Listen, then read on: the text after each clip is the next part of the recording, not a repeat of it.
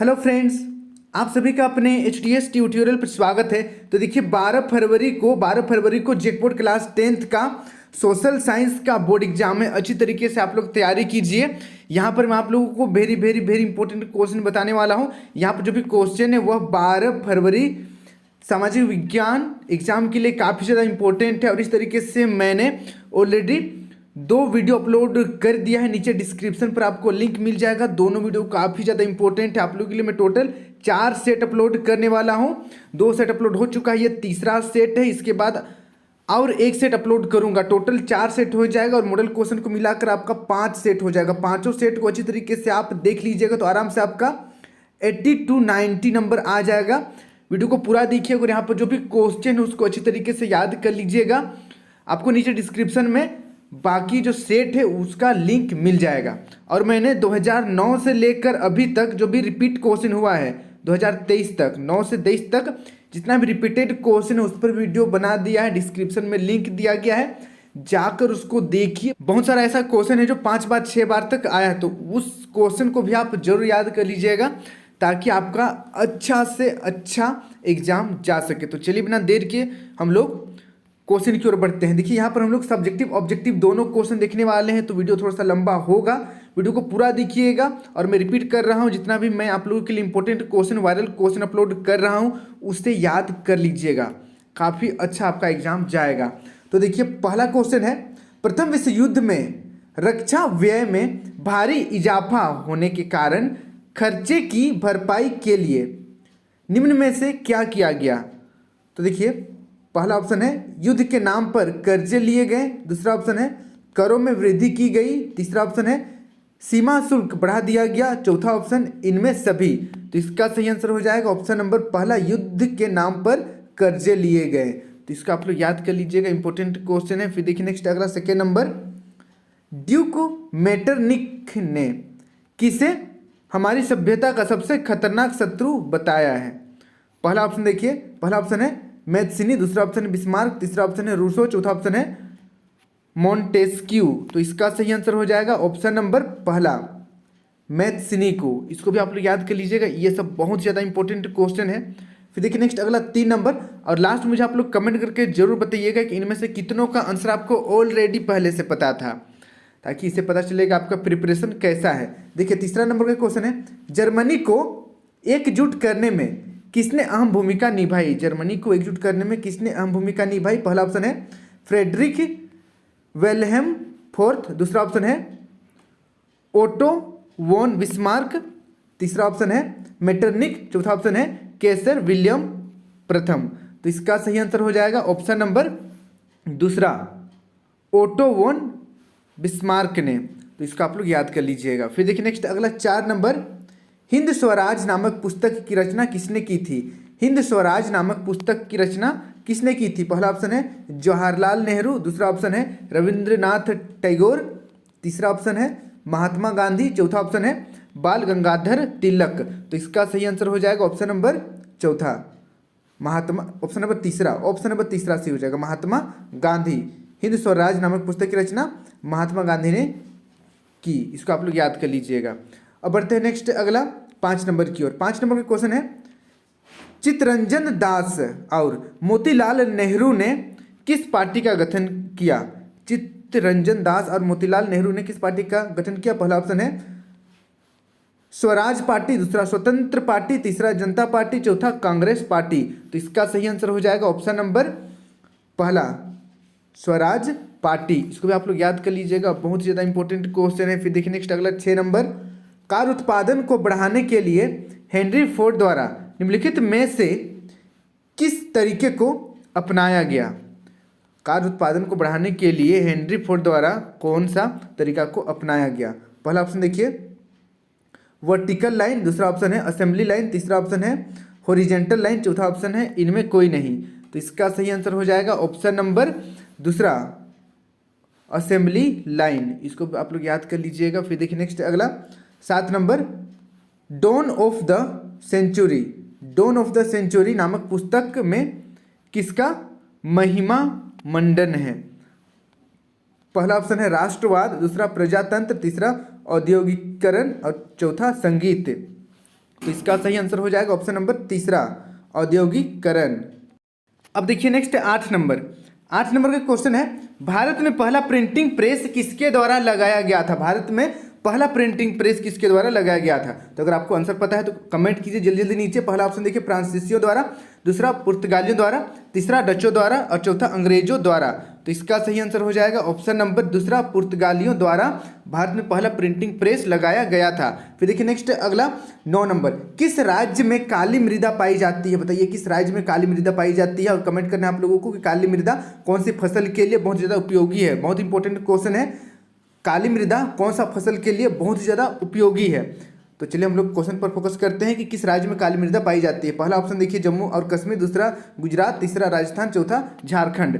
तो इसका सही आंसर हो जाएगा ऑप्शन नंबर दूसरा, गुजरात में काली मृदा पाई जाती है, काली मिट्टी पाई जाती है। फिर देखिए नेक्स्ट अगला 10 नंबर, पवन द्वारा मैदान अथवा ढालू क्षेत्र में मृदा को उड़ा ले जाने की प्रक्रिया को क्या कहा जाता है? पहला ऑप्शन है पवन अपर्दन, दूसरा चादर अपर्दन, तीसरा मृदा अपर्दन, चौथा परतदार अपर्दन। तो इसका सही आंसर हो जाएगा ऑप्शन नंबर पहला, पवन के द्वारा अपर्दन हो रहा है तो पवन अपर्दन कहलाएगा। ये तो बहुत ही ईजी था, इसको आप लोग याद कर लीजिएगा। फिर देखिए नेक्स्ट अगला 11 नंबर, भारत में उपलब्ध स्तनधारियों में से कितने प्रतिशत को लुप्त होने का खतरा है? यानी कि भारत में उपलब्ध कितना स्तनधारी जीव जंतुओं को लुप्त होने का खतरा है? पहला ऑप्शन 10%, दूसरा 20%, तीसरा 30% और चौथा है 40%। तो इसका सही आंसर हो जाएगा ऑप्शन नंबर दूसरा, 20% जो जीव जंतु है स्तनधारी लुप्त होने का खतरा है। फिर देखिए नेक्स्ट अगला 12 नंबर, नर्मदा बचाओ आंदोलन का नेतृत्व किसने किया? नर्मदा बचाओ आंदोलन का नेतृत्व किसने किया? पहला ऑप्शन है वृदा करात, दूसरा मेधा पाटेकर, तीसरा सोनिया गांधी, चौथा मायावती। तो इसका सही आंसर हो जाएगा ऑप्शन नंबर दूसरा, मेधा पाटेकर। इसको आप लोग याद कर लीजिएगा। फिर देखिए नेक्स्ट अगला 13 नंबर, निम्नलिखित में से किसके साथ ऑपरेशन फ्लड लागू हुआ? निम्नलिखित में से किसके साथ ऑपरेशन फ्लड लागू हुआ? पहला ऑप्शन है हरित क्रांति, दूसरा श्वेत क्रांति, तीसरा नीली क्रांति, चौथा औद्योगिक क्रांति। तो इसका सही आंसर हो जाएगा ऑप्शन नंबर दूसरा, श्वेत क्रांति। श्वेत क्रांति के साथ ऑपरेशन फ्लड शुरू हुआ। तो इसको आप लोग याद कर लीजिएगा, इंपॉर्टेंट क्वेश्चन है। अब बढ़ते हैं नेक्स्ट अगला क्वेश्चन की ओर, 14 नंबर।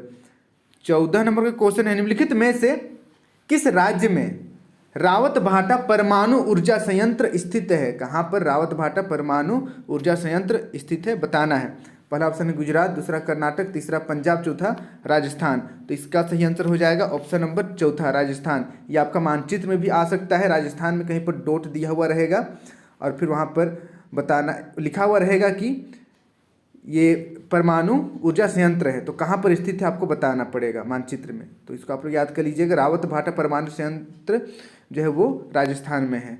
फिर देखिए नेक्स्ट अगला 15 नंबर, भारतीय रसायन उद्योग का एशिया में स्थान।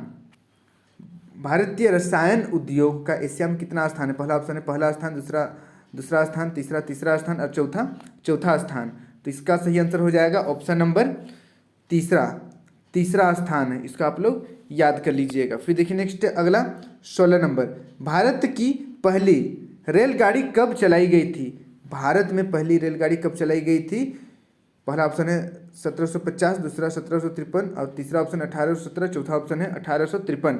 तो इसका सही आंसर हो जाएगा ऑप्शन नंबर चौथा, 1853 में भारत में पहला रेलगाड़ी चलाया गया था। फिर देखिए 17 नंबर का क्वेश्चन है, सत्ता में भागीदारी का एक ही लाभ क्या है?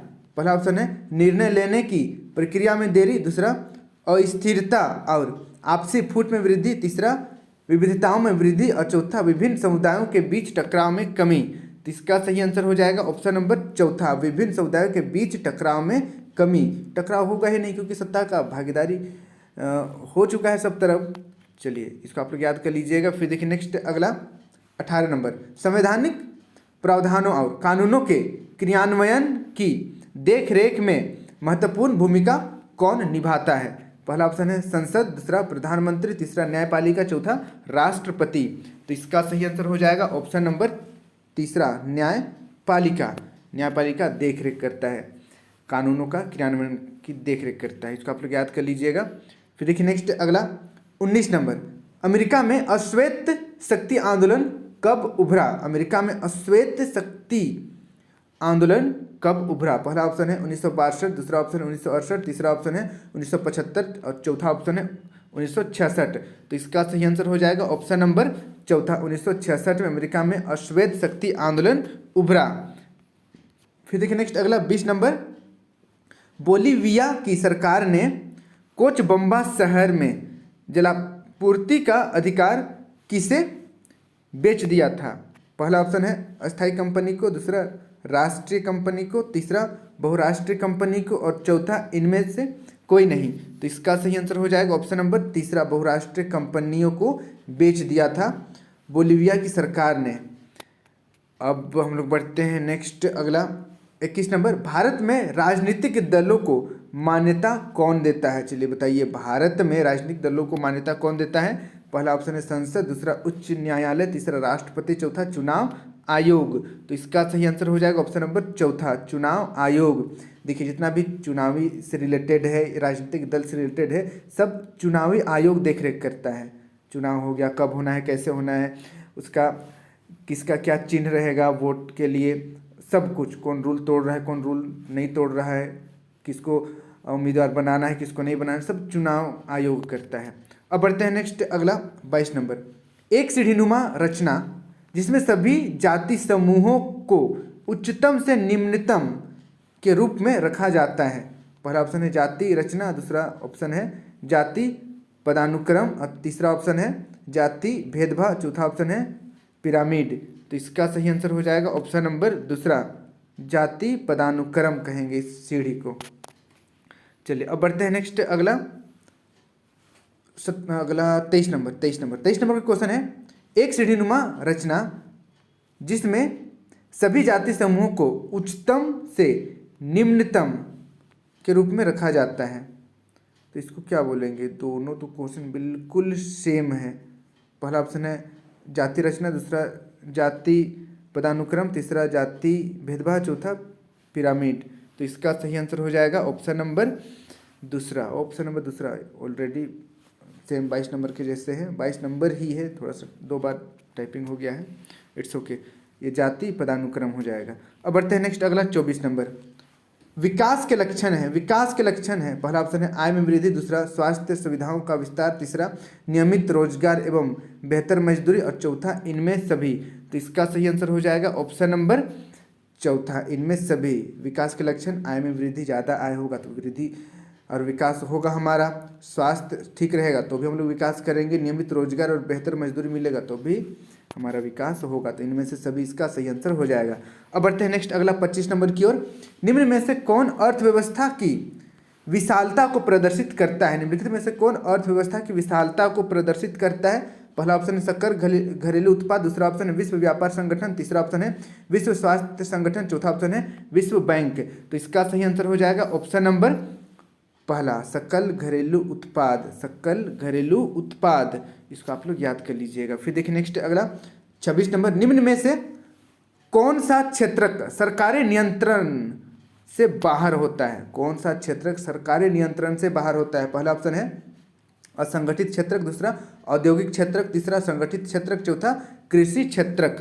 तो इसका सही आंसर हो जाएगा ऑप्शन नंबर पहला, असंगठित क्षेत्रक यानी कि प्राइवेट सेक्टर जो रहता है उसमें सरकार के लोग या सरकार उस पर हस्तक्षेप नहीं करता है। फिर देखिए नेक्स्ट अगला 27 नंबर, बैंकों के लिए आय का मुख्य स्रोत क्या है? बैंकों के लिए आय यानी कि बैंक में हम लोग पैसा जमा करते हैं तो बैंक जो खोला है जो आदमी कोई भी या मालिक, उसको इनकम कैसे होता है?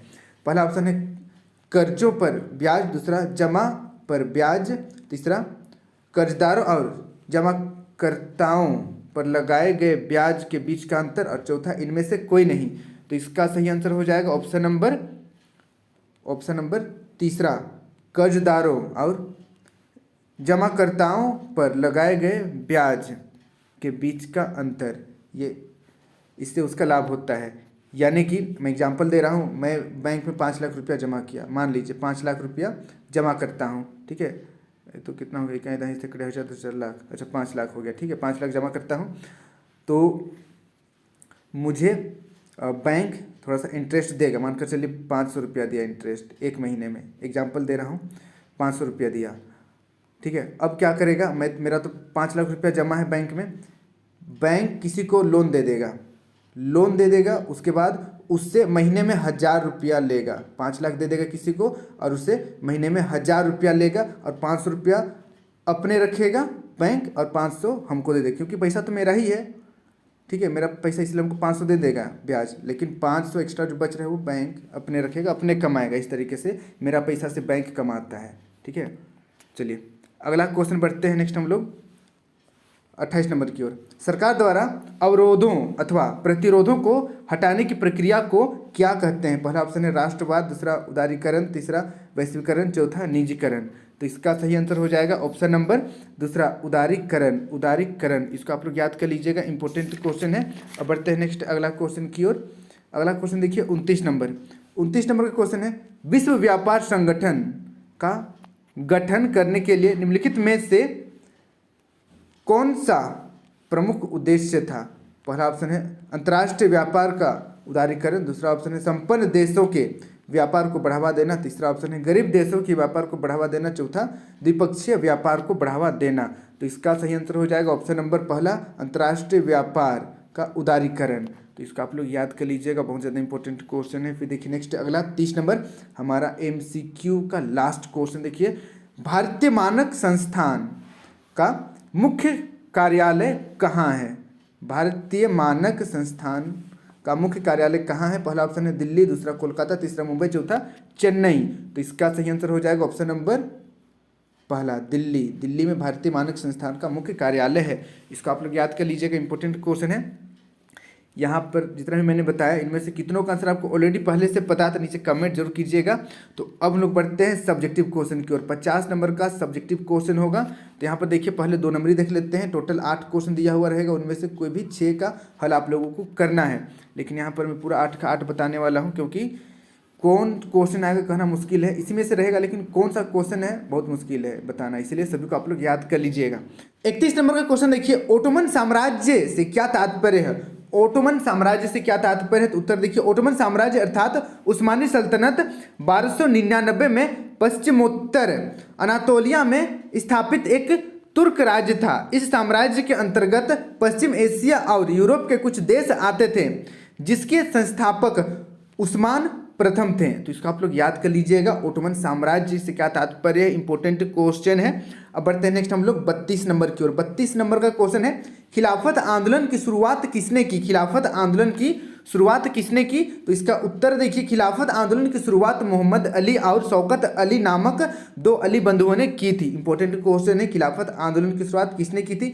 MCQ में भी पूछा जा सकता है, सब्जेक्टिव में भी पूछा जा सकता है, याद कर लीजिएगा, मोहम्मद अली और शौकत अली 2 अली बंधुओं ने। फिर देखिए 33 नंबर का क्वेश्चन है, बहुउद्देशीय नदी परियोजनाओं से होने वाले कोई 2 लाभ। बहुउद्देशीय नदी परियोजना से होने वाले 2 लाभ। यहाँ पर देखिए मैं आप लोगों को 4 लाभ बताने वाला हूँ, चारों को याद कर लीजिएगा। एक बार पढ़िएगा तो इजीली याद हो जाएगा। अगर 2 पूछेगा तो 2 लिखना है, 3 पूछेगा तो 3, 4 पूछेगा तो 4 लिख दीजिएगा। पहला ऑप्शन है विद्युत उत्पादन करना, दूसरा बाढ़ों पर नियंत्रण करना, तीसरा सिंचाई के लिए नहरें निकालना, चौथा जल परिवहन की सुविधा उपलब्ध कराना। बहुत सारा लाभ है, ठीक है, बहुउद्देशीय नदी परियोजना से। अब बढ़ते हैं नेक्स्ट अगला 34 नंबर का क्वेश्चन है, परंपरागत ऊर्जा के 2 स्रोतों के नाम लिखें। परंपरागत ऊर्जा के 2 स्रोत का नाम लिखना है। पहला देखिए कोयला, दूसरा पेट्रोलियम। और मान लीजिए 3 पूछ दिया एग्जाम में, तो प्राकृतिक गैस भी आप लोगों को लिख देना है। प्राकृतिक गैस भी परंपरागत ऊर्जा के स्रोत हैं। अब बढ़ते हैं नेक्स्ट अगला 35 नंबर, पारिवारिक कानून क्या है? चलिए बताइए पारिवारिक कानून क्या है? तो इसका उत्तर देखिए, पारिवारिक कानून विवाह, तलाक, गोद लेना और उत्तराधिकार जैसे परिवार से जुड़े मसलों से संबंधित कानून। हमारे देश में सभी धर्मों के लिए अलग अलग पारिवारिक कानून है। तो इसका आप लोग याद कर लीजिएगा, इंपॉर्टेंट क्वेश्चन है। पारिवारिक कानून हर एक घर में अलग अलग है और हर एक रिलीजन में भी अलग अलग पारिवारिक कानून है। फिर देखिए नेक्स्ट अगला 36 नंबर, भारत की विधायिकाओं में महिलाओं के प्रतिनिधित्व की स्थिति क्या है? तो इसका उत्तर देखिए, भारत की विधायिकाओं यानी कि संसद एवं प्रांतीय विधान मंडलों में महिला प्रतिनिधियों का अनुपात बहुत ही कम है। लोकसभा में महिला सांसदों की गिनती 10% से भी कम है। तो इसको भी आप लोग याद कर लीजिएगा। फिर देखिए नेक्स्ट अगला 37 नंबर, बहुत ज़्यादा इंपॉर्टेंट क्वेश्चन है। राष्ट्रीय आय की परिभाषा लिखें। इंपॉर्टेंट क्वेश्चन है, राष्ट्रीय आय की परिभाषा लिखें। तो इसका उत्तर देखिए, देश के सभी उत्पादनों एवं सभी वस्तुओं और सेवाओं के मूल्य के साथ यदि विदेशों से प्राप्त आय को जोड़ लिया जाए तो वह राष्ट्रीय आय होती है। तो इसको आप लोग याद कर लीजिएगा, देश के सभी उत्पादनों या सभी वस्तुओं सेवाओं का मूल्य से विदेश से कितना पैसा है, विदेश से कितना पैसा है, उसको जोड़ देंगे, सबको मिला देंगे तो वही राष्ट्रीय आय हो जाएगा। फिर देखिए नेक्स्ट अगला 38 नंबर, विदेशी निवेश से क्या तात्पर्य है। विदेशी निवेश से क्या तात्पर्य है, तो उत्तर देखिए, जब कोई कंपनी या एक देश का व्यक्ति दूसरे देश में स्थित कंपनी की संपत्ति या स्वामित्व में हिस्सेदारी में निवेश करता है तब उसे विदेशी निवेश कहते हैं। तो इसको आप लोग याद कर लीजिएगा कि जब कोई कंपनी या एक देश का व्यक्ति दूसरे देश में स्थित कंपनी की संपत्ति या स्वामित्व में हिस्सेदारी में निवेश करता है तो उसको विदेशी निवेश कहते हैं। अब बढ़ते हैं नेक्स्ट हम लोग लघु उत्तरीय प्रश्न, 3 नंबरी प्रश्न की। और यहाँ पर भी टोटल 8 क्वेश्चन दिया हुआ रहेगा और इनमें से कोई 6 को ही आप लोगों को सोल्व करना है। कोई 6 ही सोल्व कीजिएगा। यहाँ पर तो मैं 6 से ज़्यादा ही क्वेश्चन बताऊँगा, 8 ही क्वेश्चन बताऊँगा, 8 का 8 पूरा का पूरा। देखिए 39 नंबर, उपनिवेशों में राष्ट्रवाद के उदय की प्रक्रिया उपनिवेशवाद विरोधी आंदोलन से जुड़ी हुई क्यों थी।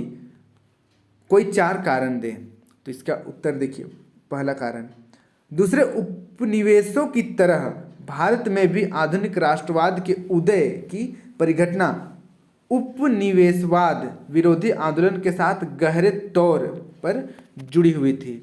दूसरा देखिए, उपनिवेशवाद विरोधी आंदोलन ने सभी जाति वर्ग और संप्रदायों के लोगों को विदेशी सत्ता के विरुद्ध संघर्ष के लिए एकजुट किया।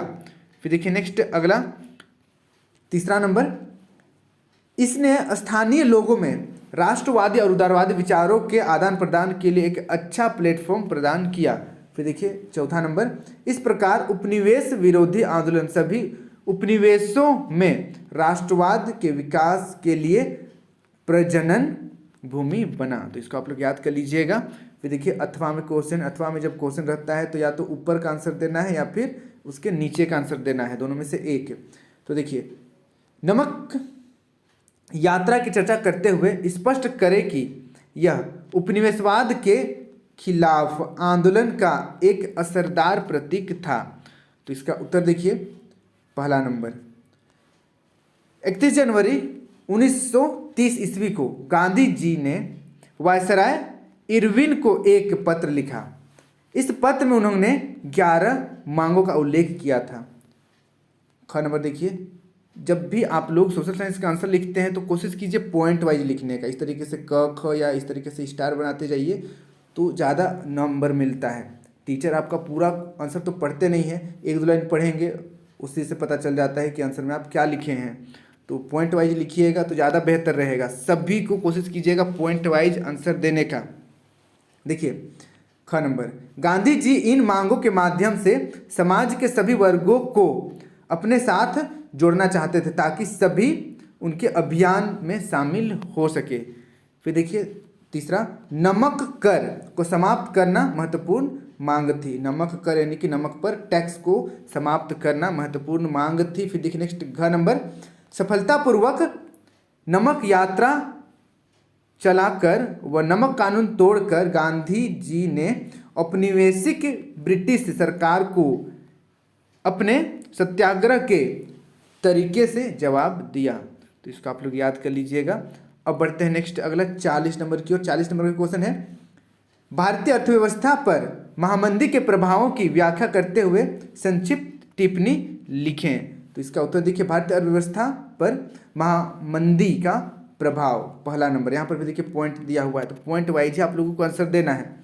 पहला नंबर देखिए क नंबर, इस महामंदी यानी कि महामंदी का टाइमिंग है 1929 से 1934 के काल में भारत के आयात और निर्यात व्यापार में कोई 50% की कमी आई, बिल्कुल आधी हो गई। ख नंबर, इस महामंदी का बंगाल के पटसन पैदा करने वाले लोगों पर विशेष रूप से बड़ा विनाशकारी प्रभाव पड़ा। पटसन के मूल्यों में कोई 60% गिरावट आ गई, जिससे बंगाल के पटसन उत्पादक बर्बाद हो गए और वे कर्ज के बोझ तले दब गए। फिर देखिए तीसरा नंबर, छोटे छोटे किसान भी इस बर्बादी से न बच सके, उनकी आर्थिक दशा खराब होती जा रही थी। सरकार ने उनके भूमि कर तथा अन्य करों में कोई कमी न की। फिर देखिए चौथा घ नंबर, 1930 में शुरू होने वाले सिविल अवज्ञा आंदोलन इस आर्थिक मंदी का सीधा परिणाम था, क्योंकि ग्रामीण क्षेत्र अशांति का क्षेत्र बन चुके थे। इसका आप लोग याद कर लीजिएगा, इंपॉर्टेंट क्वेश्चन है। फिर देखिए नेक्स्ट अगला 41 नंबर का क्वेश्चन है, भारत में लौह अयस्क के वितरण का वर्णन करें। भारत में लौह अयस्क का वितरण का वर्णन करना है। तो देखिए आप इतना लिखिएगा तो भी काफ़ी है आंसर। यहाँ से क नंबर से छत्तीसगढ़ में क्या क्या मिलता है, झारखंड में, उड़ीसा में और कर्नाटक में, और नीचे गोवा यहाँ पर। लेकिन थोड़ा सा आपको ऊपर राम कहानी भी बनाना पड़ेगा, थोड़ा सा एक्सप्लेन भी करना पड़ेगा। तो इसको एक बार पढ़िएगा, सुनिए, इसको आराम से याद हो जाएगा। देखिए भारत में लौह अयस्क के वितरण का वर्णन। उत्तर, भारत में संसार का लगभग 20% लौह अयस्क भंडार है। याद हो जाएगा, भारत में पूरे विश्व का 20% लौह अयस्क भंडार है। भारत में लौह अयस्क का खनन मुख्यतः, देखिए जो आप नीचे लिखिएगा छत्तीसगढ़, झारखंड, उड़ीसा, कर्नाटक, गोवा, उसी को यहाँ पर लिख देना है। छत्तीसगढ़, झारखंड, उड़ीसा, गोवा और कर्नाटक राज्यों में होता है। इन राज्यों में कुल उत्पादन का 95% से भी अधिक भाग प्राप्त होता है। इसके अतिरिक्त और भी कई राज्यों में लोहा पाया जाता है। देश के प्रमुख उत्पादक क्षेत्र इस प्रकार हैं, जैसे क नंबर देखिए छत्तीसगढ़। इस राज्य में अधिकांश लोहा हेमेटाइट किस्म का है और सबसे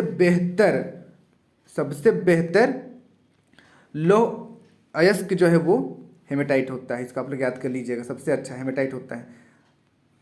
यहाँ के दुर्ग, बक्सर और दांतेवाड़ा जिलों में लोहा उत्पादन किया जाता है। बक्सर जिले में बेलाडीला, रावघाट प्रमुख लोहा क्षेत्र हैं। फिर देखिए झारखंड, यहाँ के पश्चिमी और पूर्वी सिंहभूम जिले में लौह अयस्क निकाला जाता है। यहाँ के प्रमुख क्षेत्र गुआ और नोआमुडी है। इसको आप लोग याद कर लीजिएगा। फिर देखिए नेक्स्ट उड़ीसा, यहाँ के सुंदरगढ़, क्योंझर और मयूरभंज जिले में लोहा उत्पादन किया जाता है। फिर देखिए घ नंबर कर्नाटक है। इस राज्य के चिकमंगलूर जिले के बाबा बुदन पहाड़ी, कुद्रमुख और काला हांडी क्षेत्र प्रमुख है। बेल्लारी, चित्रदुर्ग, शिमोगा और टुमकुर जिलों से भी लोहा प्राप्त किया जाता है। फिर देखिए गोवा के उत्तरी भाग में लोहा मिलता है, तो इसको आप लोग याद कर लीजिएगा। छत्तीसगढ़, झारखंड, उड़ीसा, कर्नाटक, गोवा, यहाँ पर लोहा प्राप्त होता है। इतना याद कर लीजिएगा तो हो जाएगा। देखिए नेक्स्ट अथवा में क्वेश्चन है, एक पेय फसल का नाम बताएं। एक पेय फसल यानी कि पीने वाला फसल का नाम बताना है तथा उसको उगाने के लिए अनुकूल भौगोलिक परिस्थितियों का विवरण करें। या दूसरे तरीके से इसी क्वेश्चन को दूसरे तरीके से पूछा जा सकता है, या दो अलग अलग क्वेश्चन रहेगा फिर भी आंसर सेम रहेगा। देखिए, चाय की कृषि के लिए उपयुक्त भौगोलिक दशाओं का वर्णन करें एवं इसके 4 प्रमुख उत्पादक राज्यों के नाम लिखें। दोनों अलग अलग क्वेश्चन हैं, लेकिन सेम टॉपिक पर आंसर आपको देना है और सेम दीजिएगा, जैसे यहाँ पर मैं बता रहा हूँ। देखिए उत्तर, चाय पेय फसल है। ठीक है, चाय पेय फसल है यानी कि पीने वाला फसल है। इसको उगाने के लिए अनुकूल भौगोलिक परिस्थितियाँ निम्नलिखित हैं। क नंबर देखिए, इसकी कृषि हेतु लेटेराइट मिट्टी वाली ढालू भूमि उत्तम होती है। फिर ख नंबर देखिए, इसके लिए कुशल एवं सस्ते श्रमिकों की आवश्यकता होती है। तो इसको याद कर लीजिएगा, फिर आगे भी आपको लिखना पड़ेगा। देखिए ग नंबर, इसके लिए 20 डिग्री सेल्सियस से 30 डिग्री सेल्सियस तापमान आवश्यक है। तो ये सब पॉइंट आप लोग दीजिएगा 20 डिग्री से लेकर 30 डिग्री तक, तो टीचर चेक करेंगे। ये अगर आप उनको दिख गया तो तुरंत नंबर दे देंगे। फिर देखिए घ नंबर, 150 सेंटीमीटर से 200 सेंटीमीटर वार्षिक वर्षा इसके लिए उपयुक्त होती है। देखिए, चाय के 4 प्रमुख उत्पादक राज्य, पहला असम, असम तो भाई फेमस ही है चाय के लिए, दूसरा पश्चिम बंगाल, तीसरा तमिलनाडु, चौथा केरल, यहाँ पर चाय उत्पादन किया जाता है। फिर देखिए नेक्स्ट अगला 42 नंबर, उद्योग पर्यावरण को कैसे दूषित करते हैं? उद्योग पर्यावरण को कैसे दूषित करते हैं? तो चलिए इसका आंसर देखते हैं। देखिए उद्योगों ने चार प्रकार के प्रदूषण को जन्म दिया है। पहला वायु प्रदूषण, दूसरा जल प्रदूषण, तीसरा भूमि प्रदूषण, चौथा ध्वनि प्रदूषण। अब देखिए ख नंबर, उद्योगों से निकलने वाला धुआं वायु तथा जल दोनों को प्रदूषित करता है। वायु में कार्बन मोनोऑक्साइड तथा सल्फर डाइऑक्साइड की मात्रा बढ़ जाने से अवांछनीय गैसों की मात्रा बढ़ जाती है तथा वायु प्रदूषित हो जाती है। फिर देखिए ग नंबर, वायु में धूल, धुआं तथा धुंध मिले रहते हैं, इससे वायुमंडल प्रभावित होता है। फिर देखिए घ नंबर, उद्योगों से निकला कचरा विषाक्त होता है और भूमि तथा मिट्टी को प्रदूषित करता है। फिर देखिए नेक्स्ट अंग नंबर, जिस समय पर्यावरण के विभिन्न तत्व प्रदूषित हो जाते हैं तो पूरा पर्यावरण क्षति हो जाता है। तो इसको आप लोग याद कर लीजिएगा, इंपॉर्टेंट क्वेश्चन है कि उद्योग पर्यावरण को कैसे दूषित करते हैं। फिर देखिए नेक्स्ट अगला अथवा में और एक क्वेश्चन है, ये भी इंपॉर्टेंट है कि रेलवे परिवहन कहाँ पर अत्यधिक सुविधाजनक परिवहन साधन है तथा क्यों? तो रेलवे कहाँ पर सुविधाजनक परिवहन है और क्यों बताना है। तो इसका उत्तर देखिए, वर्तमान समय के अर्थव्यवस्था में उद्योगों और व्यापार का तेजी से विकास हुआ है। इन दोनों का विकास बिना रेल मार्ग के नहीं हो सकता। कृषि से संबंधित वस्तुओं को उद्योगों तक तथा लोगों तक पहुंचाने में रेल मार्ग की भूमिका महत्वपूर्ण होती है। यह लोगों के आवागमन का प्रमुख साधन है। तो इसका आप लोग याद कर लीजिएगा, इंपॉर्टेंट क्वेश्चन है। फिर देखिए नेक्स्ट अगला 43 नंबर, लोकतंत्र किस तरह उत्तरदायी, जिम्मेवार और वैध सरकार का गठन करता है? तो चलिए इसका हम लोग आंसर देखते हैं कि लोकतंत्र कैसे जिम्मेदार और उत्तरदायी और वैध सरकार का गठन करता है। तो इसका उत्तर देखिए, लोकतंत्र लोगों का शासन है, लोगों द्वारा निर्मित होता है और लोगों की भलाई के लिए काम करता है। इस कथन में लोकतंत्र की बुनियादी विशेषताएं छिपी हुई है। यह लोकतंत्र ही है जो एक उत्तरदायी सरकार की स्थापना को संभव बनाता है। ऐसी सरकार कायदे कानूनों को मानती है और लोगों के प्रति जवाबदेह होती है। जिस दिन ऐसी सरकार का विधानमंडल में बहुमत समाप्त हो जाता है उसी दिन उसे त्यागपत्र देना पड़ता है। यह लोकतंत्र ही है जिसमें सरकार जिम्मेदारी से काम करती है और लोगों के हितों का ध्यान रखती है। लोकतंत्र ही यह संभव बनाता है कि लोग सूचना के अधिकार के अंतर्गत सरकार तथा इसके कामकाज के बारे में जानकारी प्राप्त कर सके।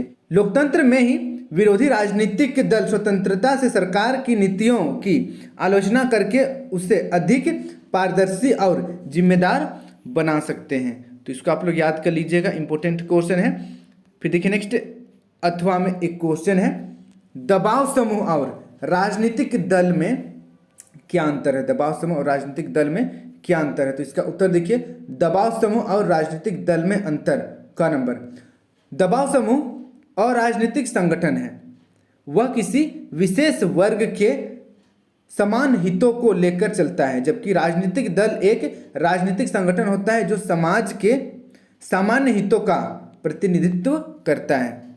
फिर देखिए ख नंबर, दबाव समूह का उद्देश्य सार्वजनिक नीति निर्माण प्रक्रिया को प्रभावित कर अपने उद्देश्यों की पूर्ति करना होता है, जबकि राजनीतिक दल का मुख्य उद्देश्य सत्ता को प्राप्त करना होता है।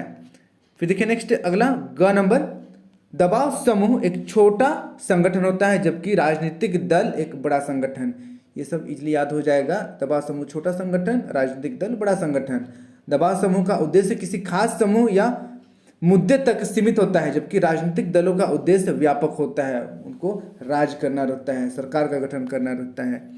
फिर देखिए नेक्स्ट अगला 5वां नंबर, दबाव समूह सरकार के गठन के बाद अपना कार्य करते हैं, जबकि राजनीतिक दल सरकार बनने से पहले तथा बाद दोनों स्थितियों में कार्य करते हैं। फिर देखिए नेक्स्ट अगला 44 नंबर। 44 नंबर का क्वेश्चन है, राजनीतिक दल का क्या अर्थ है? लोकतंत्र में राजनीतिक दलों की जरूरत क्यों है? तो इसका उत्तर देखिए, राजनीतिक दल ऐसे लोगों के समूह को कहते हैं जो एक जैसे विचार रखते हैं, देश की समस्याओं पर एक मत होते हैं और देश की सत्ता पर अपना अधिकार जमाना चाहते हैं। उनकी लोकतांत्रिक व्यवस्था को बनाने, चुनाव लड़ने, संविधान बनाने तथा सरकार के गठन और संचालन में महत्वपूर्ण भूमिका निभाते हैं।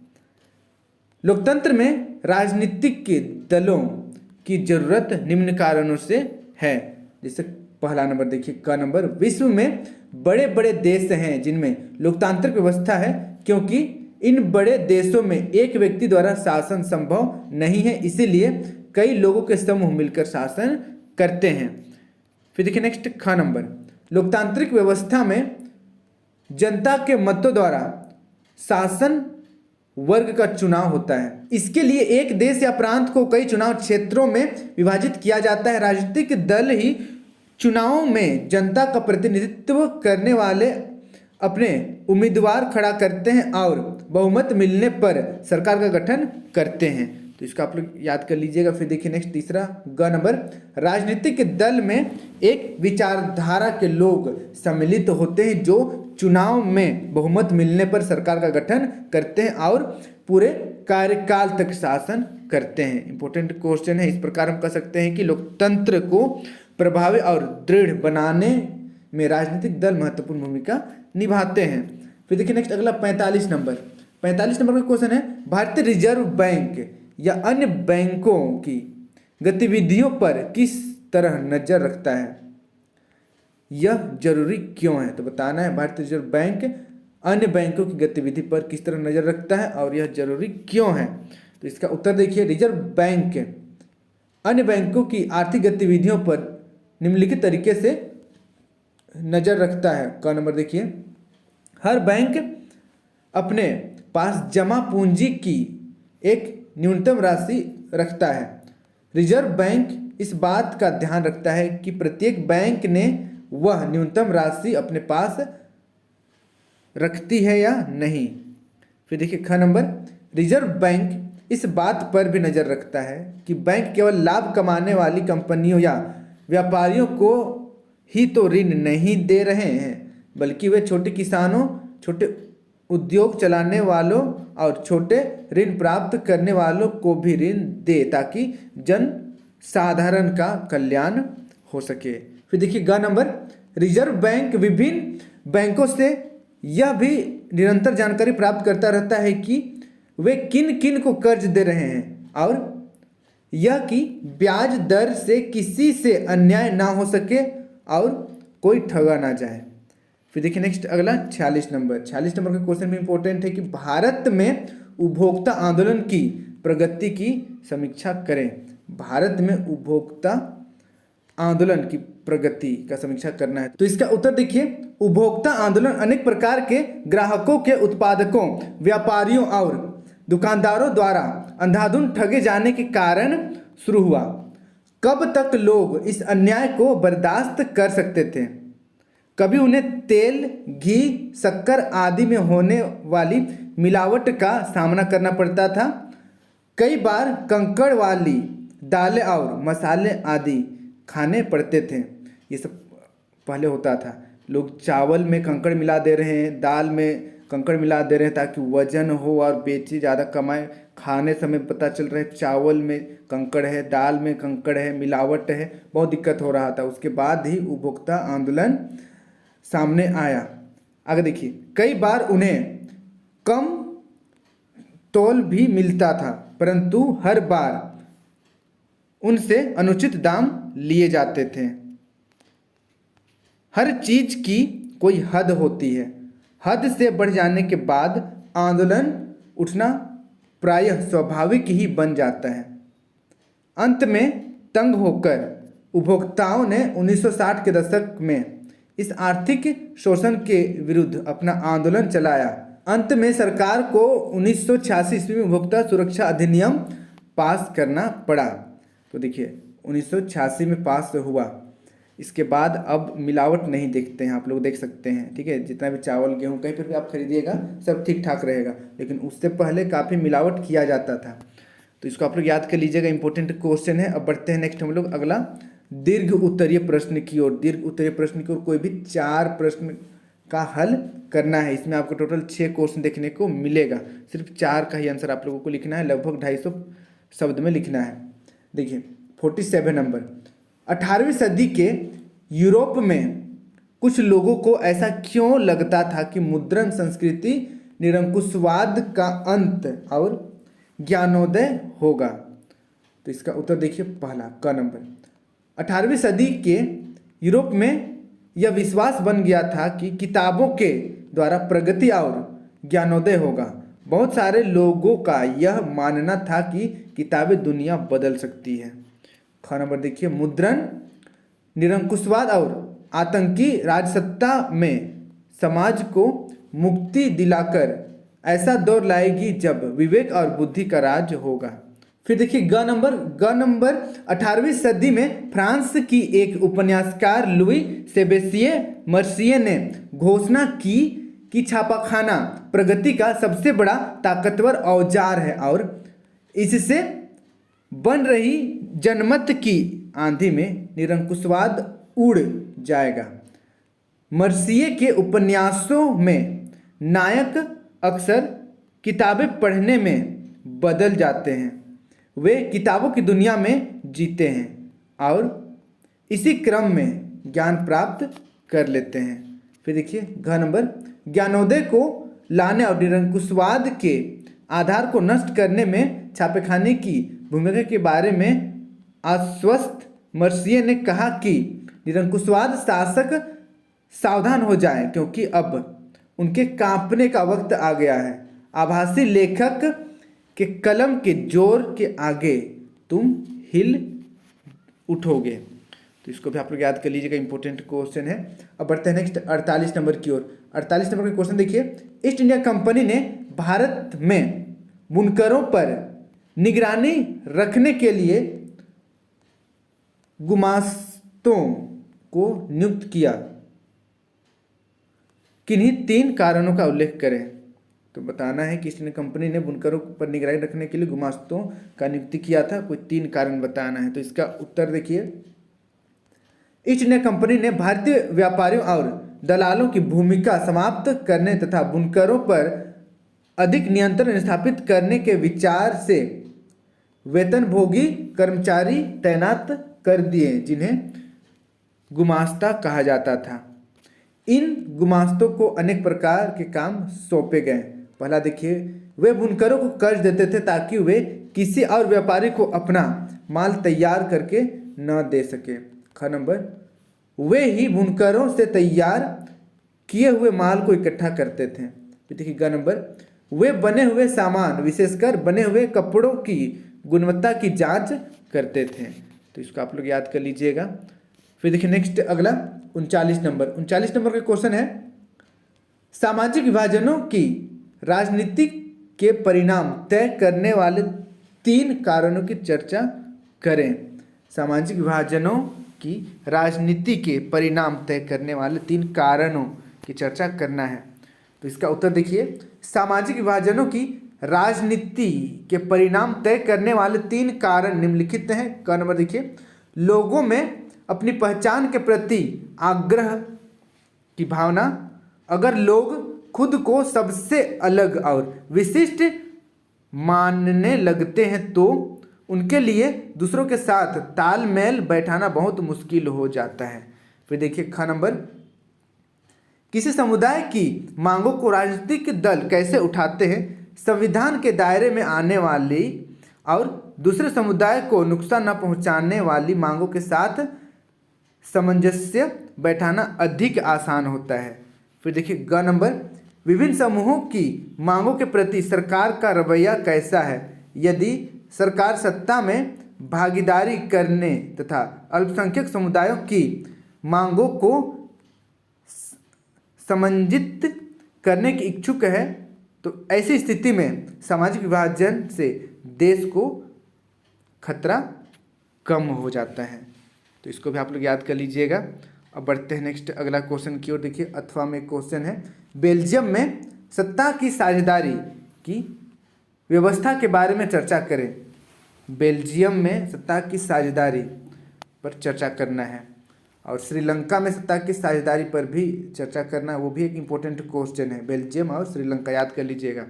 फिर देखिए इसी क्वेश्चन को दूसरे शब्दों में पूछा जा सकता है कि बेल्जियम में अपनाए गए सत्ता विभाजन के मॉडल की 4 प्रमुख विशेषताएं बताएं। क्वेश्चन अलग अलग है, दोनों बेल्जियम से रिलेटेड है, इसलिए आंसर बिल्कुल सेम होगा। देखिए उत्तर, बेल्जियम की सत्ता विभाजन के मॉडल की मुख्य विशेषताएं। देखिए क नंबर, संविधान में स्पष्ट रूप से इस बात की व्यवस्था की गई है कि केंद्रीय सरकार में डच और फ्रेंच भाषा मंत्रियों की संख्या समान होगी। कुछ विशेष तभी बनाए जा सकते हैं जब दोनों भाषाई समुदाय के प्रतिनिधियों का बहुमत उसके पक्ष में हो। कोई एक समुदाय एक तरफा फैसला नहीं ले सकता। फिर देखिए ख नंबर, शासन की शक्तियों का विभाजन केंद्र और राज्य सरकारों के बीच स्पष्ट रूप से कर दिया गया है। किसी भी मामले में राज्य सरकारें केंद्रीय सरकार के अधीन नहीं है। फिर देखिए ग नंबर, ब्रुसेल्स में अलग सरकार है जहां दोनों समुदायों का समान प्रतिनिधित्व है। फिर देखिए घ नंबर, बेल्जियम में केंद्रीय और राज्य सरकार के अतिरिक्त एक तीसरे स्तर की सरकार भी काम करती है जिसे सामुदायिक सरकार के नाम से जाना जाता है, और हमारे भारत देश में तीसरा स्तर को पंचायती राज कहते हैं। देखिए इस सरकार में प्रतिनिधियों का चुनाव अलग अलग भाषा बोलने वाले समुदायों द्वारा होता है। यह सरकार संस्कृति, शिक्षा और भाषा जैसे मामलों में निर्णय करती है। तो इसको भी आप लोग याद कर लीजिएगा, इंपॉर्टेंट क्वेश्चन है। फिर देखिए नेक्स्ट अगला 50 नंबर का क्वेश्चन है, तृतीयक क्षेत्रक अन्य क्षेत्रकों से अलग कैसे है। तृतीयक क्षेत्रक अन्य क्षेत्रकों से कैसे अलग है, उदाहरण व्याख्या करें, यानी कि उदाहरण के साथ व्याख्या करना है। तो इसका उत्तर देखिए, तृतीयक क्षेत्रक में जो क्रियाएं होती है वे प्राथमिक और द्वितीयक क्षेत्रों में सहायता करती है। ये क्रियाएं अपने आप उत्पादक नहीं होता, परंतु उत्पादक क्रियाओं की सहायता हो सकती है। उदाहरण के लिए प्राथमिक और द्वितीयक क्षेत्रों द्वारा किया जाने वाला उत्पादन ट्रकों या रेलों द्वारा अन्य स्थानों पर पहुंचाया जाता है। कभी कभी माल को गोदामों में भी रखा जाता है। अन्य व्यापारियों से टेलीफोन पत्रों द्वारा बात करके या बैंकों से रुपया उधार लेकर माल का भुगतान किया जाता है। ये सारे काम तृतीयक क्रियाओं के उदाहरण हैं। इसका अर्थ है कि तृतीयक क्षेत्र सेवा कार्य करता है, न कि उत्पादन कार्य, इसीलिए इसे सेवा क्षेत्र के नाम से भी जाना जाता है। तो क्वेश्चन इंपॉर्टेंट है, तृतीयक क्षेत्रक, इसका आप लोग याद कर लीजिएगा। फिर देखिए नेक्स्ट अगला इंपॉर्टेंट क्वेश्चन अथवा में है, भारत सरकार द्वारा विदेशी व्यापार और विदेशी निवेश पर अवरोध लगाने के क्या कारण थे। इन अवरोधों को सरकार क्यों हटाना चाहती थी। तो इसका उत्तर देखिए, विदेशी व्यापार और विदेशी निवेश पर भारतीय सरकार द्वारा अवरोध लगाए जाने के निम्नलिखित कारण थे। क नंबर देखिए, ऐसा इसलिए किया गया था कि विदेशी स्पर्धा से देश के उत्पादकों को संरक्षण प्रदान किया जाए। दूसरा, प्रतिस्पर्धा से भारत के नवोदित उद्योग ठप पड़ सकते थे। फिर देखिए ग नंबर, ऐसे में यही उचित समझा गया कि केवल उन्हीं वस्तुओं का आयात किया जाए जिनके बिना काम चलना कठिन है और जो बिल्कुल अनिवार्य है, जैसे मशीनरी, उर्वरक, पेट्रोलियम इत्यादि। तो इसको आप लोग याद कर लीजिएगा। अब देखते हैं कि भारतीय सरकार द्वारा अवरोधों को हटाने के निम्नलिखित कारण क्या क्या है। क नंबर देखिए, भारतीय सरकार ने सोचा कि वह समय आ गया जब भारतीय उद्योगपति प्रतिस्पर्धा का मुकाबला करने में सक्षम हो चुके हैं। ख नंबर, इस प्रतिस्पर्धा के कारण भारतीय उत्पादक अपने माल में सुधार करने का प्रयत्न करेंगे ताकि उनका माल विदेशों में बड़ी मात्रा में बिक सके। फिर देखिए ग तीसरा नंबर, एक स्वच्छ प्रतिस्पर्धा चीज़ों की गुणवत्ता बढ़ाने में बड़ी सहायक सिद्ध होगी। तो इसको आप लोग याद कर लीजिएगा, इंपॉर्टेंट क्वेश्चन है। फिर देखिए नेक्स्ट अगला 51 नंबर का क्वेश्चन है, पहाड़ी क्षेत्रों में मृदा अपरदन को रोकने के लिए क्या कदम उठाने चाहिए। पहाड़ी क्षेत्रों में मृदा अपरदन को रोकने के लिए कौन सा कदम उठाने चाहिए। तो इसका उत्तर देखिए, पहाड़ी क्षेत्रों में मृदा अपरदन की रोकथाम के लिए निम्नलिखित कदम उठाने चाहिए। क नंबर देखिए, वन रोपण या काफी मात्रा में पेड़ों के लगाने से अपरदन की प्रक्रिया को रोकी जा सकती है। पेड़ों का बंजर भूमि तथा पहाड़ी ढालों पर लगाना अधिक लाभदायक सिद्ध होता है। इस ढंग से वायु अपरदन को भी रोका जा सकता है। फिर देखिए नेक्स्ट अगला ख नंबर, पर्वतीय ढालों पर सीढ़ीनुमा या सीढ़ीदार खेती बनाकर अवनालिका अपरदन को रोका जा सकता है, जिससे जल प्रवाह का समुचित प्रयोग किया जा सकता है। तो इसको आप लोग याद कर लीजिएगा। अगला भी है देखिए ग नंबर, पर्वतीय ढालों पर बांध बनाकर जल प्रवाह को समुचित ढंग से खेती के काम में लगाया जा सकता है। मिट्टी रोध बांध अवनालिकाओं मतलब पानी से बनने वाली गहरी खाइयाँ के फैलाव को रोक सकते हैं। फिर देखिए नेक्स्ट घ नंबर, भूमि संरक्षण के लिए आवश्यक है कि वहाँ हो रहे मिट्टी के अपरदन प्रसार को पहचान कर उसकी रोक के लिए उपयुक्त ढंग अपनाए जाएं। ये इंपॉर्टेंट है कि मृदा अपरदन कैसे हो रहा है। मिट्टी कटाव पानी से हो रहा है, हवा से हो रहा है या भूस्खलन से हो रहा है, क्यों हो रहा है, कारण का पता लगाकर उसी के अनुरूप उसका रोकथाम करना चाहिए। फिर देखिए नेक्स्ट 5वां नंबर, मृदा के अपरदन को रोकने का एक अन्य साधन भी है पशुओं द्वारा चराई, विशेषकर पहाड़ी भागों में सीमा से अधिक ना हो, यानी कि ज़्यादा पशु नहीं चराना चाहिए, क्योंकि पशु चराने से घास खा जाते हैं और घास को एक बार पशु खा गए तो मृदा बहुत जल्दी अपरदन होता है। ठीक है, क्योंकि जो ऊपरी परत होता है उसको तो घास ही पकड़ कर रखता है, घास ही खत्म हो जाएगा तो ऊपर हवा भी आएगा तो मिट्टी उड़ कर चल जाएगा, अपरदन हो जाएगा। फिर देखिए नेक्स्ट एक अथवा में क्वेश्चन है, ये क्वेश्चन इंपॉर्टेंट है।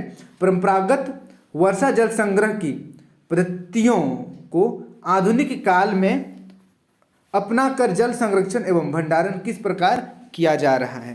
तो इसका उत्तर देखिए, परंपरागत वर्षा जल संग्रह की पद्धतियों में कुएं, झील, तालाब, बावलियां आदि प्रमुख हैं। गांव में इन पद्धतियों को अपनाकर जल संरक्षण एवं भंडारण किया जा रहा है। पश्चिमी राजस्थान में पीने का जल एकत्रित करने के लिए छत वर्षा जल संग्रह की पारंपरिक विधि अत्यंत सफल है। शहरों में आज जब जल स्तर तेजी से घटता जा रहा है, छत वर्षा जल संग्रहण अत्यंत आवश्यक हो गया है। वर्षा का जल छतों से बहकर नालों, नदियों से होता हुआ समुद्र में चला जाता है। छतों पर पड़ने वाले वर्षा जल को अगर अपनी भूमि में संग्रहित किया जाए तो जल स्तर के गिरने की समस्या से निजात पाया जा सकता है। अब आगे देखिए, वर्षा के जल को छतों से निम्नलिखित प्रकार से संग्रहित किया जा सकता है। जैसे कि यहाँ पर देखिए, पहला, वर्षा जल को एकत्र करने के लिए पीवीसी पाइपों का इस्तेमाल किया जाता है। दूसरा, एकत्रित जल को भूमिगत पाइपों के द्वारा टैंकों, हौजों या गड्ढों तक लाया जाता है। अतिरिक्त जल जमा होने पर उसे कुआं में संग्रहित किया जाता है। शिलांग और तमिलनाडु में छत वर्षा जल संग्रहण विधि सफलतापूर्वक काम कर रही है। तो इसको आप लोग याद कर लीजिएगा। थोड़ा सा लंबा जरूर है, लेकिन क्योंकि ये आपका दीर्घ उत्तरीय प्रश्न है, 250 शब्द में आपको आंसर देना है, तो इतना तो आपको करना ही पड़ेगा। अब बढ़ते हैं नेक्स्ट अगला देखिए 52 नंबर। ये बहुत ही ज़्यादा इंपॉर्टेंट क्वेश्चन है। मानचित्र देखिए, मानचित्र में प्रदर्शित खनिज उत्पादक क्षेत्र एवं पतन के नाम का मिलान करें। तो यहाँ पर खनिज उत्पादक केंद्र और पतन का मिलान करना है। जैसे यहाँ पर देखिए, ये वाला पहला पॉइंट है, दूसरा पॉइंट, यहाँ पर तीसरा पॉइंट और नीचे ये आपका चौथा है और यहाँ पर पांचवा है। ये सब क्या है बताना है। ऑप्शन दिया हुआ है। पहला देखिए हजारीबाग, अजमेर, लौह अयस्क क्षेत्र, चेन्नई और मंगलुरु। तो यहाँ पर देखिए सबसे पहला यहाँ पर जो दिख रहा है ये कहाँ पर है, ये आपका कौन सा राज्य है, राजस्थान। तो राजस्थान में क्या है, राजस्थान में अजमेर है। तो इस तरीके से पहला नंबर हो जाएगा अजमेर, ठीक है, ये अजमेर है। फिर दूसरा देखिए, दूसरा यहाँ पर है दूसरा नंबर। तो यहाँ ये कौन सा राज्य में है, हमारा प्यारा झारखंड राज्य में है। तो झारखंड का कहाँ पर है, हजारीबाग, देखिए हजारीबाग है दूसरा नंबर का। तो इस तरीके से आप इजीली इसको बना पाइएगा। फिर देखिए तीसरा नंबर यहाँ पर है, ठीक है, यहाँ पर है। तो ये कौन सा राज्य है तीसरा नंबर में, तो ये है आपका वैसे कहने को तो ये उड़ीसा है, ठीक है, उड़ीसा है। तो यहाँ पर आप कह सकते हैं कि उड़ीसा में लौह अयस्क क्षेत्र है, उड़ीसा में हो गया। उसके बाद देखिए चौथा ये क्या है, ये आपका चेन्नई है, चेन्नई, यहाँ पर चेन्नई। और जो लास्ट में बच गया वो मंगलुरु है। तो पाँचवा नंबर इधर मंगलुरु। इस तरीके से इसको आप लोग प्रैक्टिस कर लीजिएगा। मानचित्र आएगा इस तरीके से, कहीं कहीं पर पॉइंट दिया हुआ रहेगा, बताना रहेगा वो क्या है, उसका नाम क्या है, ठीक है, इस तरीके से। तो यहाँ पर जितना भी क्वेश्चन मैंने बताया है सभी काफ़ी ज़्यादा इंपॉर्टेंट है। अपने सभी दोस्तों के साथ वीडियो को शेयर कर दीजिएगा ताकि उन्हें भी इस वीडियो का लाभ हो सकेगा। और जैसे कि मैंने कहा और एक सेट अपलोड करूंगा आप लोगों के लिए, उसे देखना मत भूलिएगा। और नीचे ऑलरेडी मैंने 2 सेट अपलोड कर दिया है, उसको जाकर जरूर देखिए। वायरल क्वेश्चन है, इंपॉर्टेंट क्वेश्चन है, उससे क्वेश्चन आएगा। टोटल मॉडल सेट मिलाकर 5 सेट को अगर आप देख लिए तो ईजिली आपका 80 से लेकर 90 नंबर तक आ जाएगा। पूरा देख लीजिएगा अच्छी तरीके से। और बाकी सब्जेक्ट के लिए मैं अपलोड कर दूंगा। बाकी सभी सब्जेक्ट का नीचे प्लेलिस्ट बना हुआ है, जाकर प्लेलिस्ट में टच कीजिएगा, सभी सब्जेक्ट का आ जाएगा। बोर्ड एग्जाम 2024 क्लास 10th का, जाकर सभी वीडियो को देखिए। Thank you for watching video. जय हिंद, जय भारत।